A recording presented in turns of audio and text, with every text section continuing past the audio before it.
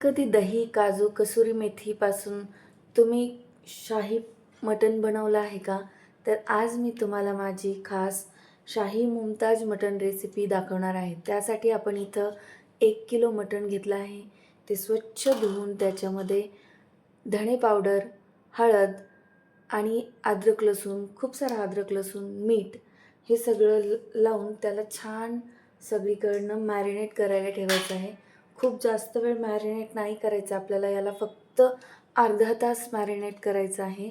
खूप फास्ट बनते ही रेसिपी. याच्यासाठी खूप जास्त भांडे लागत नाहीत. एकाच भांड्यामध्ये फक्त आपण कुकरमध्येच ही रेसिपी बनवणार आहोत. त्यामुळे रेसिपी पूर्ण बघा. तुम्हाला नक्की ही रेसिपी आवडेल याची मला खात्री आहे.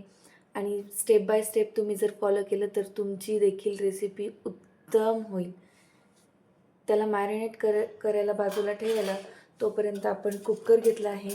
कुकरमध्ये 4 मोठे चमचे तेल घालायचं आहे आपल्याला. तेल थोडं गरम झालं की उभा चिरलेला कांदा याच्यामध्ये छान गोल्डन होईपर्यंत तळून घ्यायचा आहे. तर याला आपल्याला सतत हलवायचं. एक कांदा पुरेसा आहे.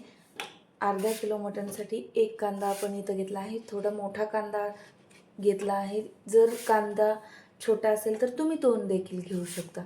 तर हे बघा, असं थोडंसं गोल्डनिश झालं की याच्यामध्ये आपल्याला काय करायचं आहे, थोडेसे 10-12 काजू घालायचे आहेत आणि काजूला देखील फक्त अर्धा मिनटंच याला आपल्याला परतून घ्यायचं आहे. जास्त वेळ काजू भाजू नका, नाही तर काजू करपून जातील. हे मिश्रण आपण मिक्सरच्या भांड्यामध्ये काढून घेतलं आहे. आता याच्यामध्येच आपल्याला कोथिंबीर घालायची आहे. जर तुमच्याकडे कोथिंबीरची देठं असतील ना तर देठं घाला, छान लागतात, यूज पण होतात आणि त्याच्यात वापरात पण येतात. त्यानंतर अशा हिरव्या 4 मिरच्या घ्यायच्या आहेत. तुम्ही तिखटानुसार कमी अधिक करू शकता. आणि आपल्याला 1 वाटी, छोटी वाटी दही घ्यायचं आहे. पण दही हे ताजं असावं, अजिबात आंबट दही घेऊ नका. आणि याला छान मिक्सरमध्ये वाटून क्रीमी टेक्स्चर येईल अशी पेस्ट तयार करून घ्या. अगदी स्मूथ पेस्ट आपल्याला तयार करायची आहे.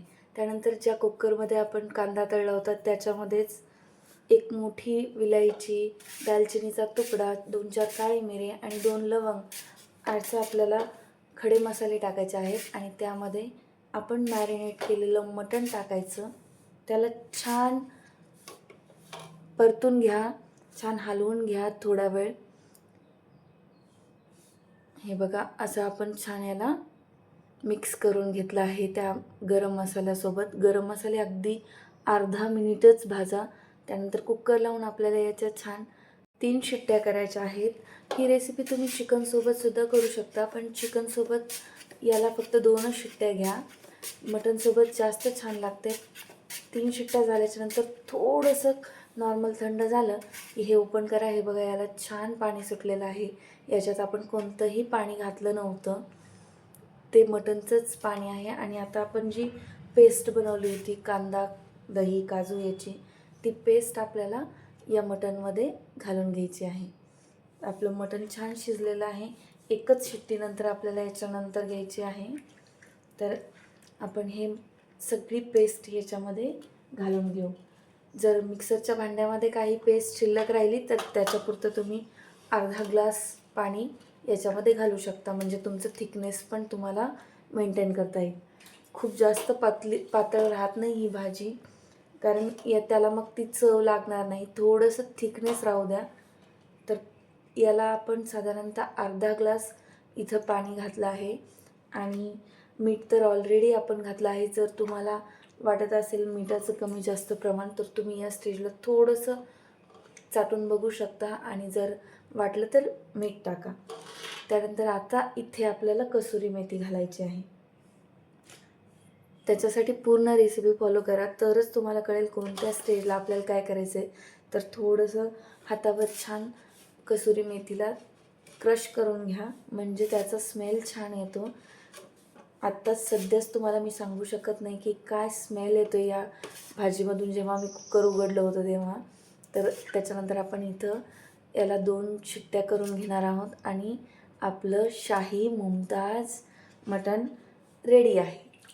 तर हे तुम्ही छान गरमागरम भाकरीसोबत, नानसोबत किंवा भातासोबत खाऊ शकता. ही रेसिपी तुम्हाला कशी वाटली ते कमेंट करून नक्की सांगा. आवडल्यास लाईक करा, शेअर करा आणि अशाच छान छान रेसिपी बघण्यासाठी माझ्या चॅनलला सबस्क्राईब करा. धन्यवाद.